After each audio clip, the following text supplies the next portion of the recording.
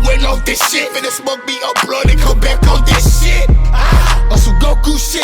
A nigga partner up with some Goku shit.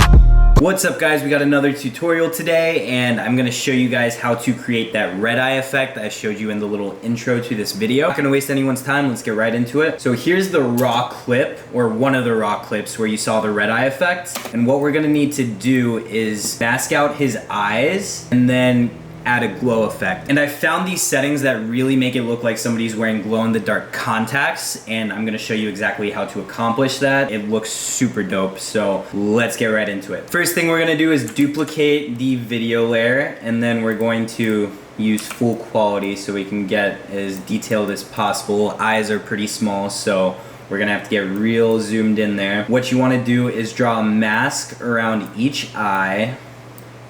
Just basic mask like that. It doesn't have to be perfect, but you want it to be as close to perfect as possible. Press M, that'll take you to your mask. You can right click the mask, track mask. You can let After Effects track it itself. A lot of times it loses what it's tracking, but sometimes it does a really good job. So let's see how this does. And it looks like it's up, it lost. So it did a good job for these first few frames. And then it got lost right there. So we just have to go delete all the frames after that and replace that in the right spot. Maybe adjust it so that it looks like it's fitting the shape of the pupil better. So let's track it again. Up, lost it again. You just have to manually take it over to where it should be. Let's try again. And it is still lost. This is the issue with After Effects motion tracking. It doesn't do the best job. You just have to go in and manually do it if it gets lost, which it does pretty often. I've heard Mocha is a great 3D tracking software, but I believe you have to pay for the full version. I'm not sure, I've never used Mocha. I should probably look into that, but let's just go ahead and manually track the rest of this. It's a short clip, so it's not gonna take too long. And there we go. Now that one pupil is tracked, we just gotta go in and do it for the other one. And it got lost at right about the same spot. Gotta manually track that mask. Shot him, then I hang him off the balcony.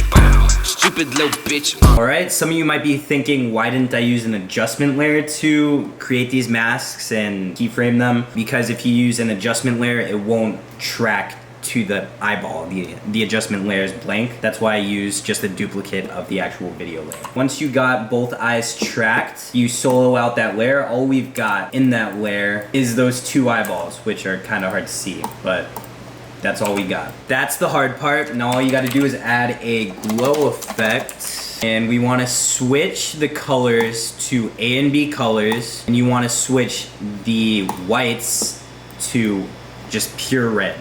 Now we get up in there close. We drop the glow threshold to get them glowing. You can't even see any detail in the eye. It's all blurred out. You wanna drop the glow radius to 0. And then maybe raise the glow intensity a bit so they look more glowy. Last thing you want to do is feather the masks. So bring it to maybe 2. Is that too much? Just to round them out a little bit.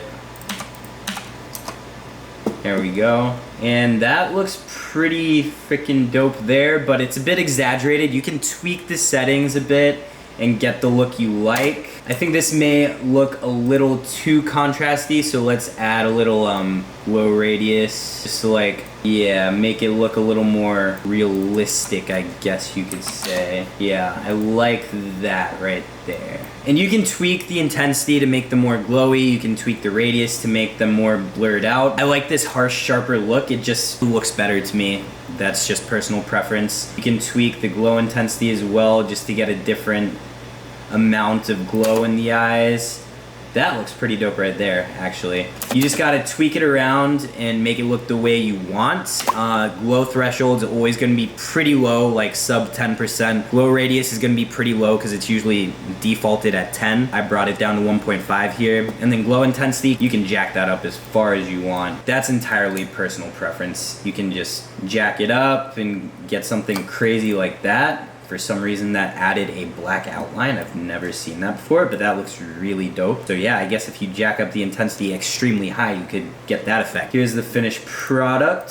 It looks super realistic. Those are the types of effects I like. I don't really like the cartoonish effects, though they have a time and place. I like using effects that look realistic. Anyhow, that is it for this tutorial. Super fast, super straightforward. Hope that helps some of you guys. It's a really dope effect for music videos, which is what I do for most of my paid work. If you want to see any of that, my Instagram is @DrewKocak. And yeah, thanks for watching. Make sure to subscribe. I've got more tutorials coming. I've got more short film / edit style stuff coming, so stay tuned and I will see you guys in the next video.